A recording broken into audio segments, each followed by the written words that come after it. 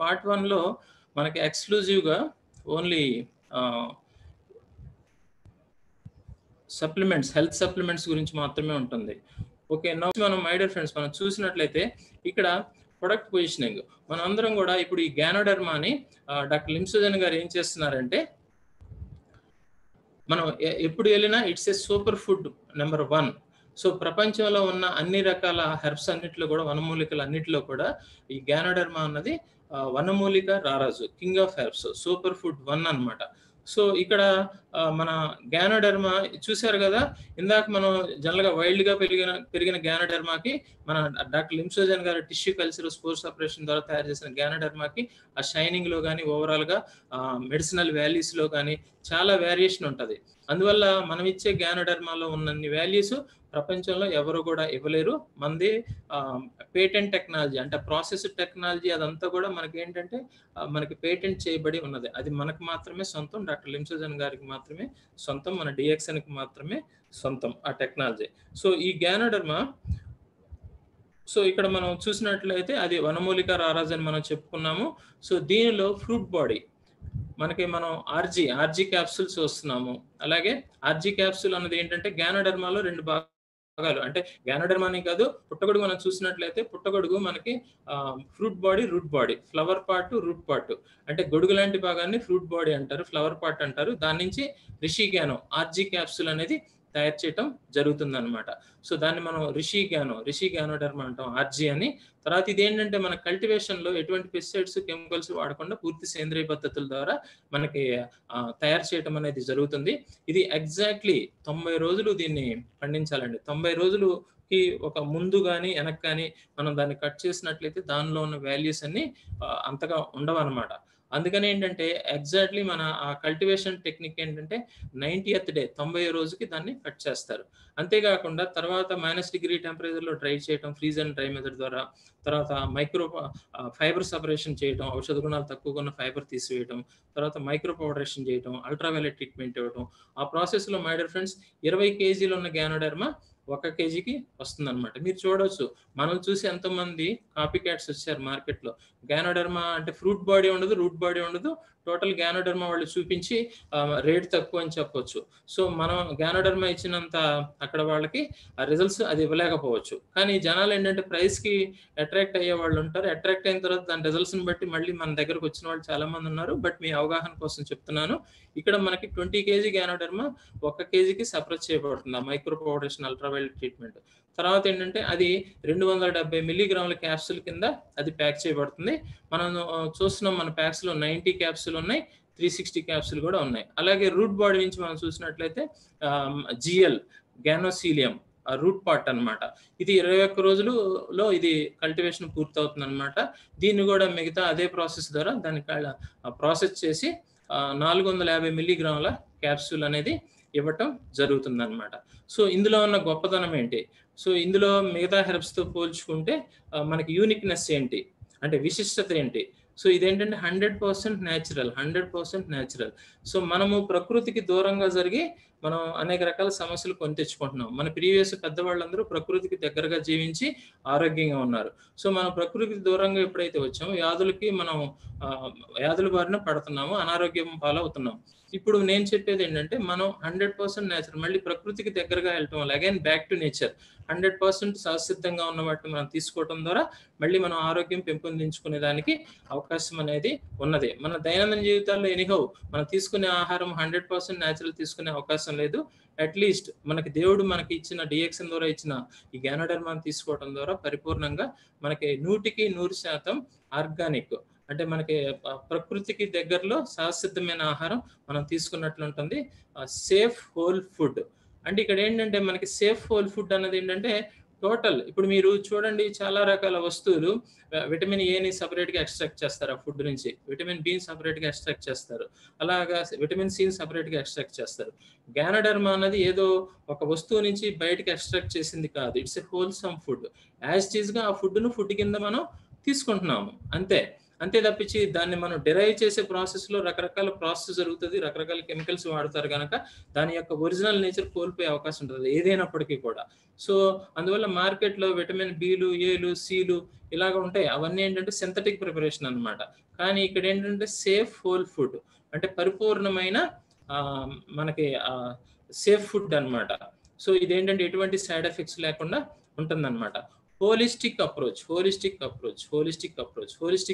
In the sense, మిగతా ఏది therapies తీసుకున్నా సరే మనకి 10 రకాల సమస్యలు ఉంటే 10 డ్రగ్స్ వాడాలి.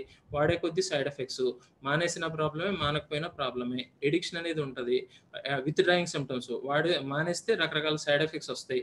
రాబోయే ప్రాబ్లం రాకుండా మనం చేయలేము. ఇలాంటివన్నీ అవతల సిస్టంలో ఉన్నాయి. ఇక్కడ ఏంటంటే హోలిస్టిక్ అప్రోచ్, అంటే ఒక ప్రాబ్లంకి ఒక సొల్యూషన్ అన్నట్టు కాకుండా single solution for multiple problems, అంటే టోటల్ బాడీని అంతటిని ఒక యూనిట్ కింద తీసుకొని గ్యానోడర్మా అన్నది మనల్ని డీల్ చేస్తుంది. దేర్ బై సెల్ లెవెల్లో ఫోకస్ చేస్తుంది. సో అన్ని రకాల సమస్యలకి single solution for multiple problems, no side effects. So prevention, not only unhealthy people, healthy people also can use. అంటే అనారోగ్యంగా ఉన్న వాళ్ళు ఆరోగ్యం కోసం వాడతారు, ఆరోగ్యంగా ఉన్నవాళ్ళు అనారోగ్యం రాకుండా ఉండటం కోసం మన గ్యానోడర్మాని, ఆర్జీజెల్ క్యాప్సూల్స్ ని రెగ్యులర్ గా వాడవచ్చు. నెక్స్ట్ ఏంటంటే my dear friends, co active therapy. So ఇదేంటంటే మనకి జబ్బులు ఉన్నోళ్ళు అనేక మంది అనేక రకాల సమస్యల కోసం టెంపరీగా వాటిని కంట్రోల్ చేయడం కోసం బీపీ డ్రగ్ కానీ, షుగర్ డ్రగ్ కానీ రకరకాలు వాడుతూ ఉంటారు. సో ఎవరు ఎటువంటి వాడినా మీరు యునానీతో కానీ, అలోపతి ఇంగ్లీష్ మెడిసిన్స్తో కానీ, హోమియోతో కానీ, ఆయుర్వేదతో కానీ దేంతో ఇది కలిపి వాడినా మీకు ఎటువంటి చెడు ప్రభావం అనేది ఉండదు. కోయాక్టివ్ థెరపీ. సో ఆ యొక్క థెరపీ యొక్క మీకు దాని మీద ఆధారపడటం తగ్గిస్తుంది. దాని ద్వారా వచ్చే రిజల్ట్ని ఇది వేగవంతం చేస్తుంది. దానివల్ల వచ్చే సైడ్ ఎఫెక్ట్స్ ఇది తగ్గిస్తుంది అనమాట. సో మరి ఇది ఫుడ్డే కదండి, హోల్సమ్ ఫుడ్ అంటున్నారు, న్యాచురల్ అంటున్నారు, హోలిస్టిక్ అప్రోచ్ అంటున్నారు, హెర్బ్ అంటున్నారు, మరి క్యాప్సూల్ ఫామ్లో ఎందుకు పెట్టారు? సో మనకి మై డియర్ ఫ్రెండ్స్, నేను ఒక విషయం చెప్తాను. మన బాడీకి ఎప్పుడు నష్టం చేసేది ఎప్పుడు కూడా తీయగా ఉంటుంది. సో మీకు తీపి తింటే బాడీకి మంచిదా చెడా అంటే నేను చెప్పక్కర్లేదు. ఎక్కువ మీరు తీపి తిన్నారనుకోండి బాడీకి అది నష్టమే చేస్తుంది. పోనీ వేప అన్నం చేదుగా ఉంటుంది, బాడీకి మంచి చేస్తా నష్టం చేస్తా అంటే మీకే తెలుసు. బాడీకి వేప మంచిది, కానీ అది చేదుగా ఉంటుంది. సో ఎప్పుడు కూడా మై డియర్ ఫ్రెండ్స్, మనకి బాడీకి మంచి చేసేది ఎప్పుడు కూడా చేదుగా ఉంటుంది. ఆ చేదుగా ఉన్నది ఏంటంటే మనం డైరెక్ట్గా తీసుకోవడానికి ఇష్టపడం కనుక ఆ పౌడర్ ఫామ్ని క్యాప్సూల్లో పెట్టి మనందరికీ మింగటానికి ఈజీగా ఉండటం కోసం మాత్రమే పెట్టారని చెప్పి నేను ఈ సందర్భంగా మీకు తెలియజేస్తున్నాను. సో ఇప్పుడు మనం చూసాం కదా, 100% natural, safe whole food, holistic approach and co active therapy. ఇవన్నీ కూడా గ్యానోడర్మా ఆర్జీజెల్లో ఉన్న సూపర్ ఫుడ్ 1లో ఉన్న విశిష్టతలు అని చెప్పి మీరు గమనించాలి. So why should I take, అసలు నేను ఎందుకు తీసుకోవాలి అని మనం ప్రశ్నించుకున్నట్లయితే, ఇప్పుడు మనం చెప్పాం కదా, బాడీలో ప్రపంచంలో సమస్యలు రావడానికి కారణాలు రెండు. సో రకరకాల మార్గాల ద్వారా తాగే నీరు, తినే తిండి, పీల్చే గాలి, వీటన్నిటి ద్వారా చెడు చేరిపోయి మనకి మనం తీసుకునే ఆహారంలో సరైన పోషణ లేక అవయవాలన్నీ కూడా ఇంబ్యాలెన్స్ అవుతున్నాయి.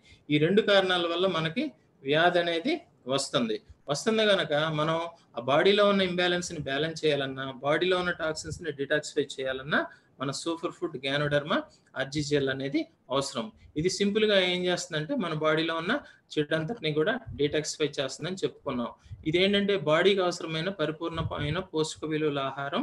అంటే మీరు ఎంత న్యూట్రిషనిస్ట్ అయినా ఎంత చెప్పినా అది తీసుకోవాలి ఇది తీసుకోవాలని మనం రోజుకి లెక్కలు కట్టేసి దాన్ని తూచి ఆ 100 గ్రాములు తీసుకోండి, 50 గ్రాములు తీసుకోండి, అన్ని రకాలు మనం తీసుకోలేం కదండి. ఏదో హడావుడిగా తిన్నామా లేదా అన్న ఆలోచనలో మనం ముందుకెళ్తాం తప్పించి మనం ఏంటంటే రెగ్యులర్గా పర్ఫెక్ట్ బ్యాలెన్స్డ్ డైట్ మనం తీసుకోలేము. అలాంటి సందర్భాల్లో గ్యానోడర్మా ఏంటంటే మన దైనందిన జీవితంలో బాడీకి అవసరమైన పరిపూర్ణమైన ఆ పోషక విలువలు ఉన్న ఆహారాన్ని ఇది అందించడమే కాకుండా ఇది మన వ్యాధులున్న వాళ్ళకి వ్యాధులన్నిటి నుంచి కూడా తీసివేస్తుంది. So disease free life. So మనకి మంచి వ్యాధులు లేని జీవితాన్ని మనకి గ్యానోడర్మా ఇస్తుంది.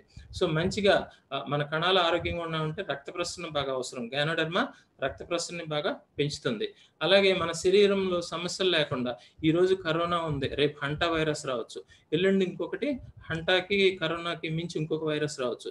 ఎన్ని వైరస్లు వచ్చినా, సో ఎప్పుడు వచ్చినా, సో మనకి వ్యాధి నిరోధక శక్తి మెయింటైన్ చేసినంత కాలము ఏ వైరస్నైనా మన శరీరంలో ఉన్న వ్యాధి నిరోధక శక్తి వాటిని డీల్ చేసుకునే కెపాసిటీ కలిగి ఉంటుంది. ఎందుకంటే దేవుడు మనకి ఇచ్చిన అద్భుతమైన బిల్ట్ ఇన్ డాక్టర్. సో మన శరీరంలో ఉన్న ఏకైక అద్భుతమైన డాక్టర్ ఇమ్యూనిటీ అనమాట.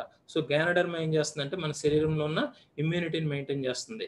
దేర్ బై మనకేంటంటే వ్యాధులు ఎప్పుడైతే ఉండవో మనకి లాంగ్విటీ అంటే జీవితకాలం అనేది మనం ఎక్కువ కాలం బతికేదానికి ఆస్కారం ఉంటది. బతకటం అనే కాకుండా మంచి ఆరోగ్యంతో పాటు, యాక్టివ్‌గా ఉండటంతో పాటు యూత్‌ఫుల్‌నెస్ ఆ యవ్వనాన్ని మనం ఈ ఆర్‌జీసీఎల్ ద్వారా మనం మెయింటైన్ చేసేదానికి అవకాశం ఉంటుంది మై డియర్ ఫ్రెండ్స్. సో, దీన్ని బట్టి మీకు అర్థమై ఉండాలి. సింపుల్‌గా మన గ్యానోడెర్మా ఏ విధంగా మనకి హెల్ప్‌ఫుల్‌గా ఉంటుంది అని చెప్పేసి. ఎందుకు నేను తీసుకోవాలి అన్న దాని గురించి మనం తెలుసుకున్నాం.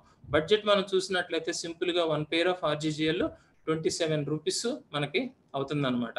సో, మీ అవసరాన్ని బట్టి మీరు 1 పెయిర్ తీసుకుంటారా? 2 పెయిర్ తీసుకుంటారా? 3 4 అన్నది మనం చూద్దాము.